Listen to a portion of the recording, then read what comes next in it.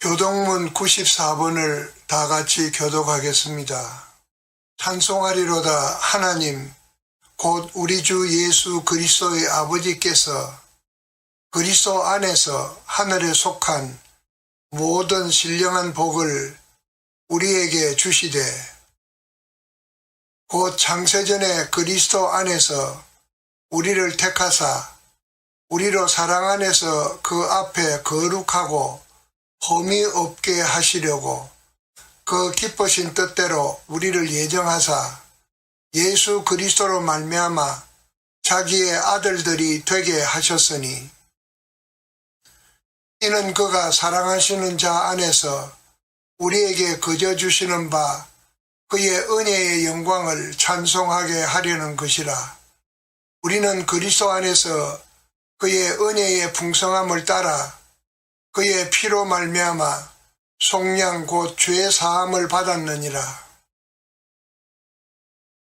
이는 그가 모든 지혜와 총명을 우리에게 넘치게 하사 그 뜻의 비밀을 우리에게 알리신 것이요, 하늘에 있는 것이나 땅에 있는 것이 다 그리스도 안에서 통일되게 하려 하심이라.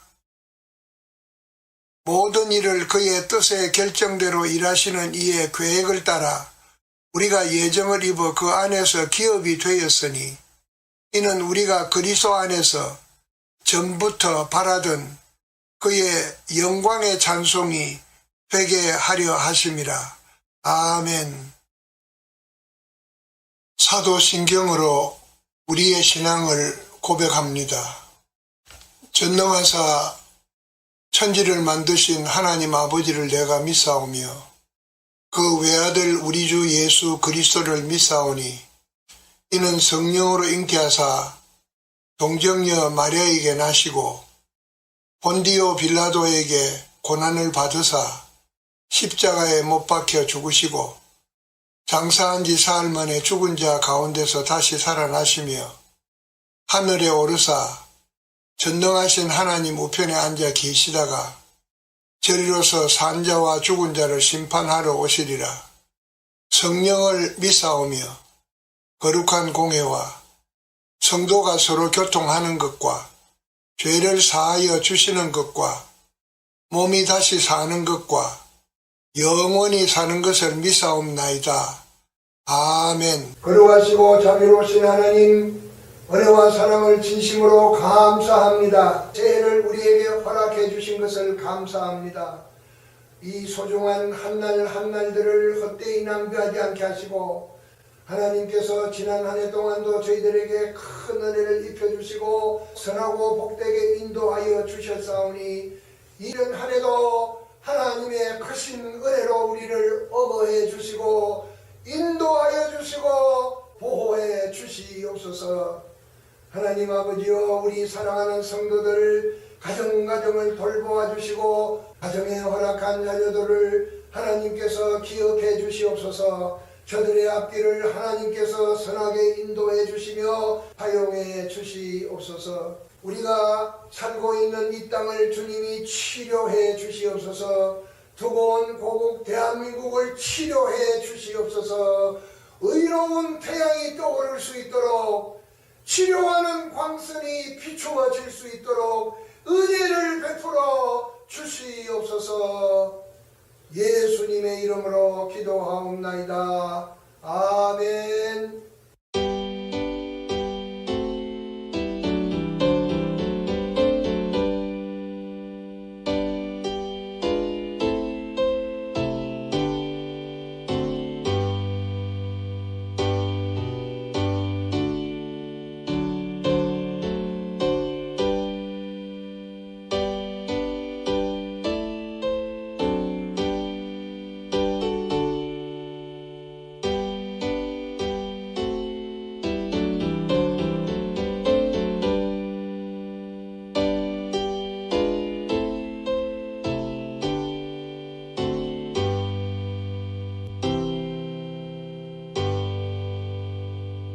거룩하시고 자비로우신 하나님, 은혜와 사랑을 감사합니다. 오늘 새해 첫 주일을 맞이해서 감사하며 하나님께 예배하고 귀한 예물을 드립니다.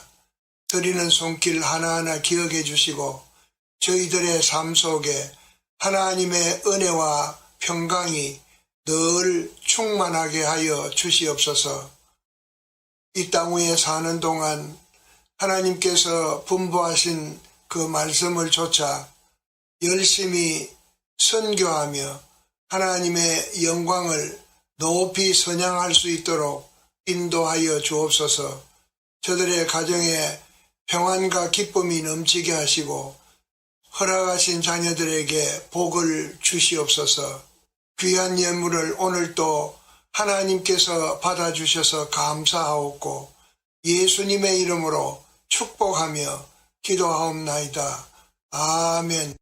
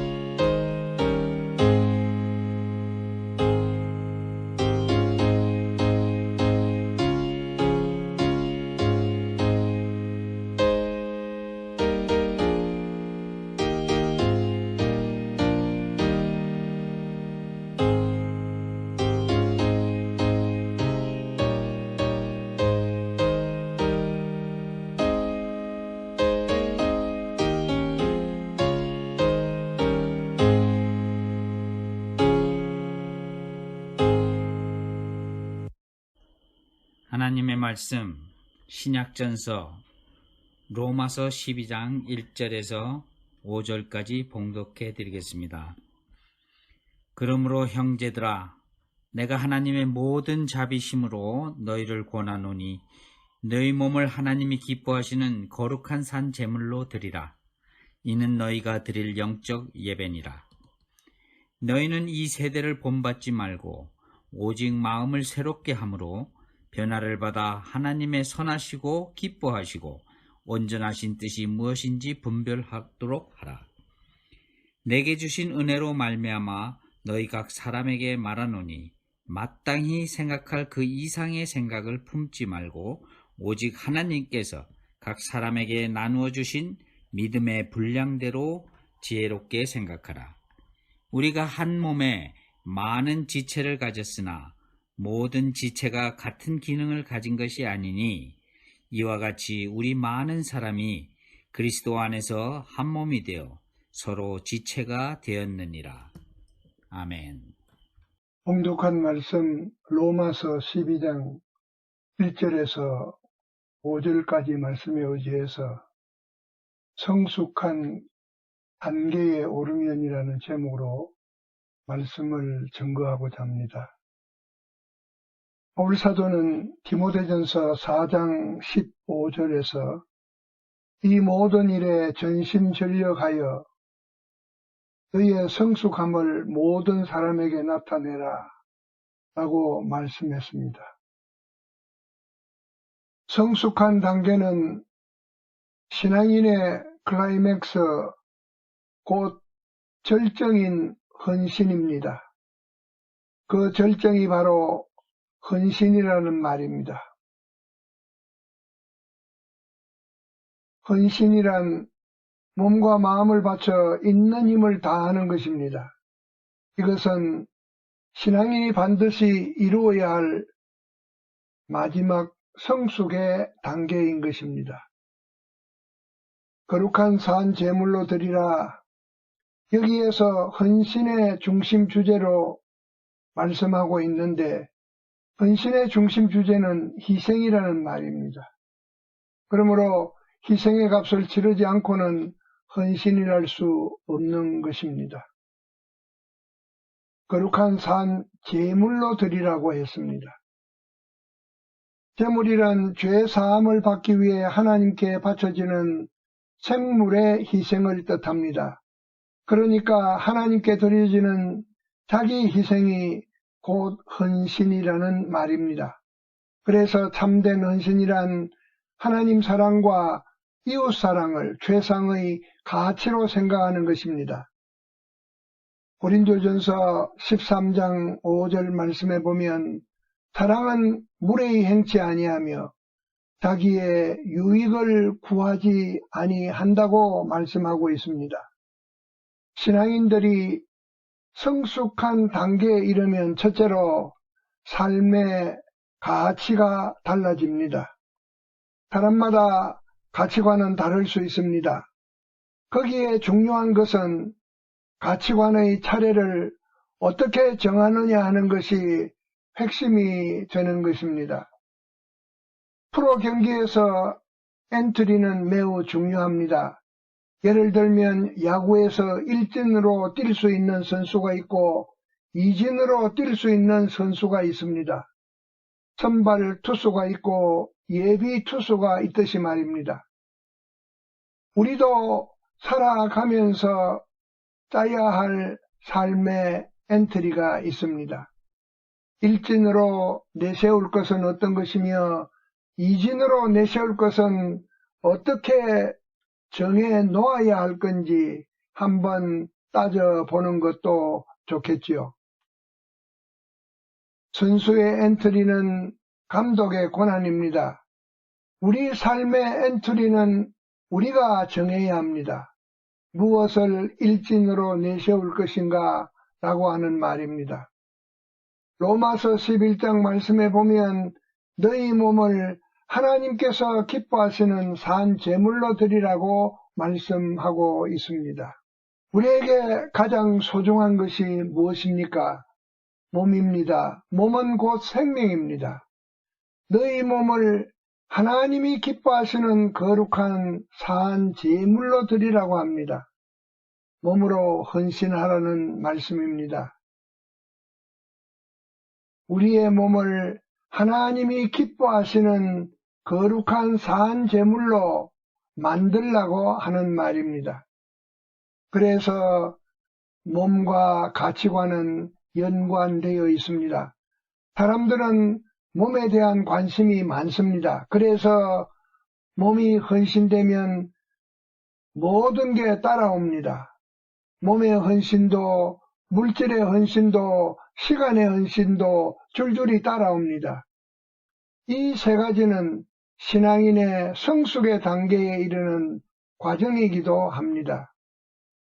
가치의 변화는 몸으로 하는 헌신이 수반되어야 하는 것입니다. 그래서 바울은 우리에게 형제들아 내가 하나님의 모든 자비하심으로 너희를 권하노니 너희 몸을 하나님이 기뻐하시는 거룩한 산 제물로 드리라고 강조하고 있는 것입니다. 이렇게 드리는 것이 우리가 드릴 수 있는 영적 예배라고 가르쳐 주고 있습니다. 헌신이 없이는 참된 예배가 성립되지 못합니다. 그러므로 몸의 헌신이 필요합니다. 나는 바쁩니다. 돈밖에는 없어요. 돈으로 때우지요. 이렇게 망령되이 말하는 사람도 있습니다. 그러나 아무리 많은 물질로도 몸의 헌신을 대신할 수 없는 것입니다. 로마서 14장 8절에 사도 바울은 이렇게 얘기하고 있습니다. 우리가 살아도 주를 위하여 살고 죽어도 주를 위하여 죽나니 그러므로 사나 죽으나 우리가 주의 것이로다 라고 말씀했습니다. 살아도 주를 위해서 살고 죽어도 주를 위해서 죽는다고 하는 것은 곧 가치관의 변화에서 오는 몸으로 헌신하는 자세라고 할 수가 있는 것입니다. 이렇게 신앙인의 성숙한 단계에 오르면 삶의 가치가 달라진다고 하는 말씀입니다. 두 번째로 성숙한 단계에 오르면 삶의 목적이 달라집니다. 로마서 12장 3절 말씀에 내게 주신 은혜로 말미암아 너희 각 사람에게 말하노니 땅이 생각할 그 이상의 생각을 품지 말고 오직 하나님께서 각 사람에게 나누어 주신 믿음의 분량대로 지혜롭게 생각하라고 말씀하고 있습니다. 그리고 2절에는 하나님의 선하시고 기뻐하시고 온전하신 뜻이 무엇인지 분별하도록 하라고 했습니다. 우리는 삶의 목적을 어디에 둡니까? 하나님의 선하시고 기뻐하시고 온전하신 뜻이 무엇인지 분별하는 것에 두는 것입니다. 뿐만 아니라 말씀하신 대로 지혜롭게 생각하는 우리의 삶의 목적은 지혜로운 생각에서 비롯될 수 있는 것입니다. 그러나 세상 사람들의 세상적인 삶의 목적은 우리와 다른 점이 있습니다. 세상의 삶의 목적은 부귀요, 공명이요, 무병이요, 장수라고 그렇게 말을 하고 있습니다. 재산이 많고 지위가 높은 것, 공을 세워서 자기의 이름을 널리 날리는 것, 병 없이 건강하는 것, 오래오래 사는 것, 이것을 세상에서는 최고의 목적으로 생각합니다. 그래서 사람들은 너나 할 것 없이 이것들을 최고의 삶으로 추구하고 있는 것입니다. 물론 모두 좋고 탐나는 것들입니다. 그러나 우리가 살아도 주를 위하여 살고 죽어도 주를 위하여 죽나니 그러므로 사나 죽으나 우리가 주의 것이라고 한 사도 바울을 볼 때에 사도 바울은 인간적으로 볼 때는 바보라고 할 수 있을 것입니다. 우리가 잘 아는 대로 그는 최고 명문의 출신으로 부러울 것이 없는 사람이었습니다. 하지만 그가 헌신한 사람으로 변화되었을 때 그 삶의 목적이 확 달라졌습니다. 한때 그는 공의의 인정을 받고 명성을 얻고자 하여 기독교인들을 박해하였고 다메섹으로 향하던 도중 주님을 만남으로 그의 삶의 목적에 큰 변화가 일어났던 것입니다. 주여 뒤시오니까 그는 자신의 삶에 있어서 형편없이 취급했던 나사렛 출신의 예수, 또한 그를 지지하고 따르는 사람들을 쓰레기처럼 생각했었습니다. 그러던 그의 사상이 사정없이 무너지면서 자신도 모르게 절규하듯 주여라고 토해냈던 것입니다. 이 말은 메시아의 칭호이며 당시의 최고의 존칭이었습니다. 그가 헌신된 사람으로 삶의 목적이 달라졌을 때 그가 그렇게도 신봉했던 최고의 것들을 배설물로 그가 쓰레기처럼 생각했던 것이 최고로 뒤집어지는 순간이었습니다. 목적의 변화는 물질로 하는 헌신이 수반되어야 하는 것입니다. 이처럼 세상에서 최고로 알았던 것이 배설물로 여겨질 때가 바로 신앙인의 최고의 경지인 성숙의 단계에 이르는 것입니다.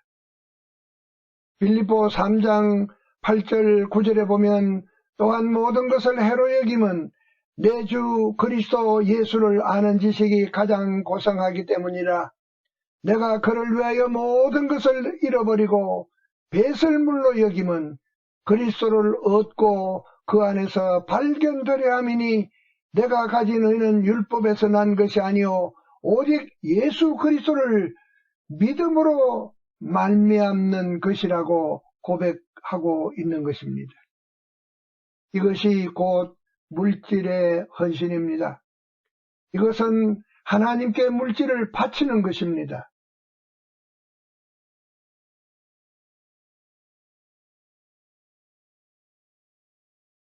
성숙한 신앙인의 물질 간의 변화는 하나님께 드리는 데서 시작이 됩니다. 즉 하나님 나라를 위하여 사용되는 물질이 자산의 마이너스가 아니라 하늘에 저축한다는 자산의 증거라는, 어떻게 보면 겉으로는 모순되고 불합리하여 진리에 반대하고 있는 듯 하지만은 실질적으로 그 내용은 진리인 것입니다. 예수님께서 마태복음 6장 20절에서 친히 하신 말씀에 오직 너희를 위하여 보물을 하늘에 쌓아두라. 거기는 좀이나 동록이 해하지 못하며 도둑이 구멍을 뚫지 못하고 도둑질도 못하느니라고 했습니다. 이것은 굉장한 투자를 말합니다. 이는 영구히 그 가치가 절하되지 않는 것입니다. 사람들은 물질의 가치를 절대시하고 지나치게 평가 절상하고 있습니다. 그래서 지나치게 인색해지는 것입니다. 물질의 헌신이 되지 못한 사람을 일컬어 하는 말입니다. 하나님 앞에 드리는 것은 제대로 드려야 하고 구별돼야 하고 억지로나 인색함으로 하지 말아야 하고 자원하는 마음으로 해야 하는 것입니다. 하나님께 기쁨으로 드리는 사람, 감사함으로 드리는 사람, 그리고 순종함으로 드리는 사람이어야 된다고 하는 말씀입니다. 물질을 드리는 것은 하나님께 헌신하는 표요, 천국 시민의 의무라는 목적의식이 분명한 성숙한 경지에 이른 신앙인이 가능한 것이라 할 수 있습니다. 유명한 일화 한 가지를 소개합니다. 굉장히 오래된 얘기입니다.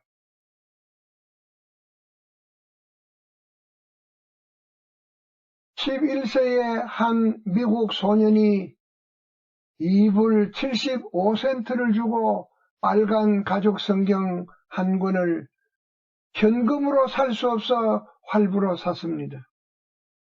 그는 필라델피아에 사는 존이라는 13세의 소년으로 벽돌 공장에서 노동하는 아이였습니다. 그는 집이 너무 가난해서 어린 시절부터 벽돌 공장에서 일해야 했습니다. 그는 낮에는 일하고 밤에는 공부를 했습니다. 그런데 존의 마음을 아프게 한 일이 있었습니다. 그것은 그가 다니는 교회로 들어가는 길이었습니다.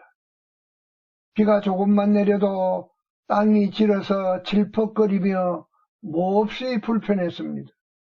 그러나 어른들은 대책을 세우지 않았습니다. 어느 주일 존은 결심을 했습니다.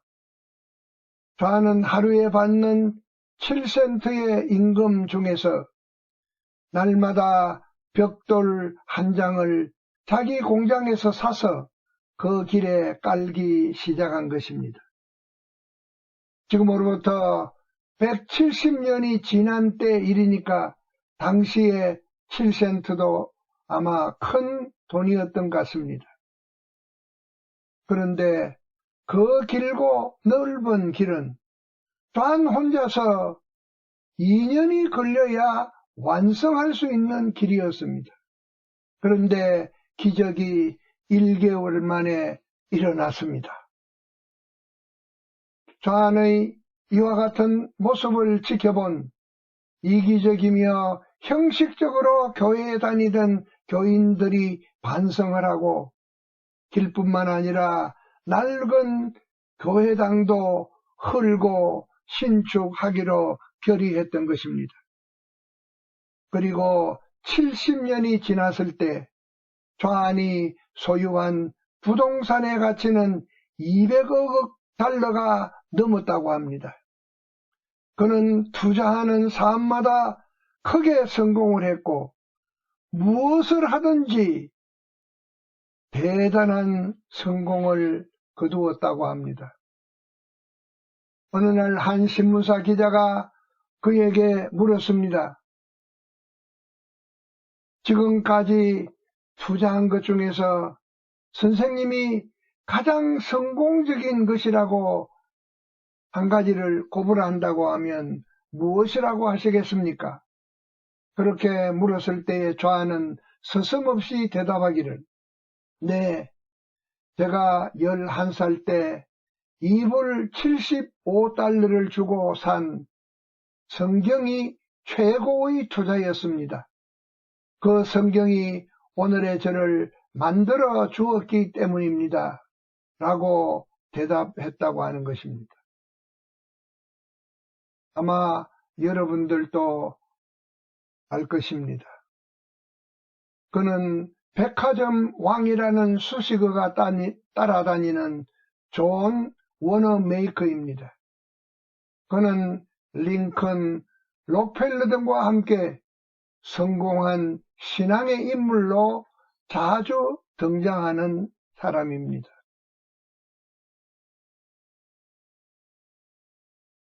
신앙인이 성숙한 단계에 오르면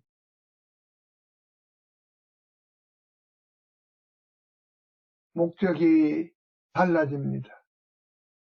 그 목적의 변화는 곧 물질의 헌신으로 이어지는 것입니다.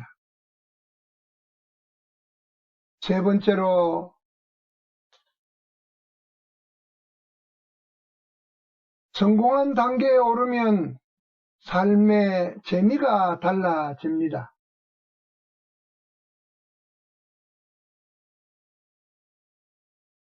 로마서 12장 5절 말씀에 보면 이와 같이 우리 많은 사람이 그리스도 안에서 한 몸이 되어 서로 지체가 되었느니라고 말씀하고 있습니다.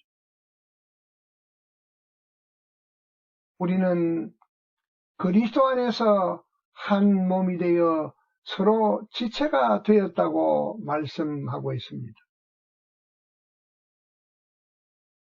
더불어 사는 사회, 서로 도우며 사는 사회, 서로 의지하며 격려하며 위로하는 그러한 사회를 만들어갈 때 그런 가운데서 우리는 진정한 재미를 맛볼 수 있는 것입니다. 그런데 세상적인 재미는 돈 모으는 재미, 출세하는 재미, 자식 키우는 재미 등등 잡다한 세상적인 재미가 있습니다. 하지만 헌신자에게는 세상적인 잡다한 재미에서 해방되고 삶의 재미가 달라진다는 것입니다. 이 같은 재미의 변화는 시간의 헌신에서 비롯됩니다. 이것은 시간을 어떻게 선용하는가에 달려 있습니다. 희생이 수반되는 것이 헌신이라 하였습니다. 내가 자유로이 쓸 수 있는 시간이라고 해서 그 시간이 우리의 것이 아닙니다. 그러므로 내가 자유로이 쓸 수 있는 시간도 희생이 없이는 반듯한 신앙의 삶을 누릴 수 없고 도리어 귀찮고 짜증스럽고 재미없고 교회 모임을 별로라고 생각하는 관념에서 벗어나지 못하는 것입니다.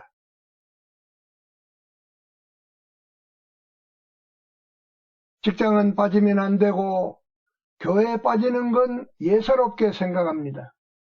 하나님과 약속한 시간은 잘 지키지 않으면서 사람과의 약속은 철저하게 지켜야 문화인인 것처럼 생각합니다. 이것은 시간이 헌신되지 못한 사람입니다. 시간은 물질 이상으로 소중한 것이며 삶을 누리는 데 있어서 값진 기회입니다. 이러한 시간이 우리의 일상에서 성경 읽기와 배우는 일, 기도와 찬송, 주님의 몸된 교회를 위해 봉사하는 일에 사용될 때에 그것을 우리는 시간의 헌신이라고 할 수가 있습니다. 교회에서 회집되는 각종 집회에 열심히 참석하고 교회에서 진행하는 모든 일에 적극적으로 참여하는 그것이 바로 시간의 헌신입니다. 유명한 일화 한 가지를 소개하겠습니다. 남부 칠레 늪지에 리노 데르마르라는 작은 개구리가 산다고 합니다. 그 개구리는 산란기가 되면 개구리 암컷은 젤리에 쌓인 알을 낳습니다.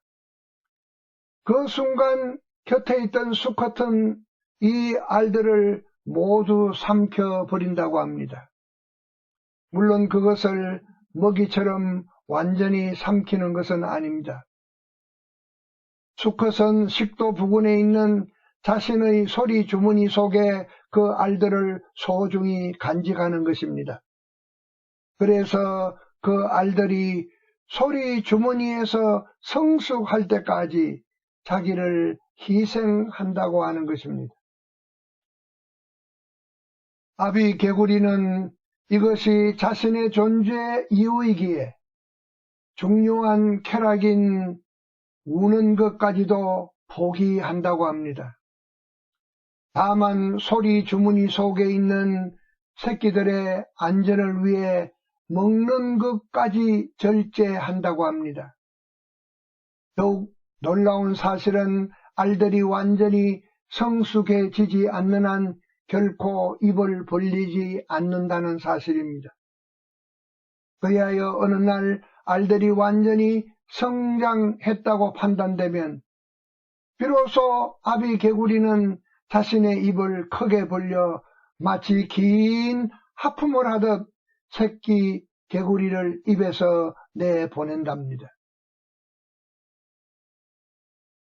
자기만을 위한 시간은 완전히 배제되고 오직 소리 주머니에서 알들이 부화될 때를 기다리는 것입니다.